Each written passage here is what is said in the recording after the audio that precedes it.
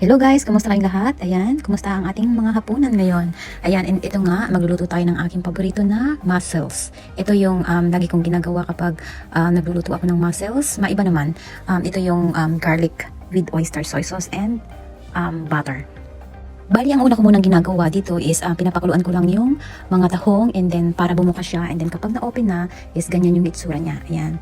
And then ilalagay ko lang siya dyan, and magtutunaw naman ako ng butter, garlic, and oyster soy sauce, and then saka ko siya i-mix together, and then ilalagay ko siya dyan sa ibabaw. Ayan, diba? Ang ganda niya, ang sarap-sarap nito. Maiba naman kasi kadalasan yung ginagawa natin sa tahong is yung tinola or yung with coconut cream. Ito, the best talaga.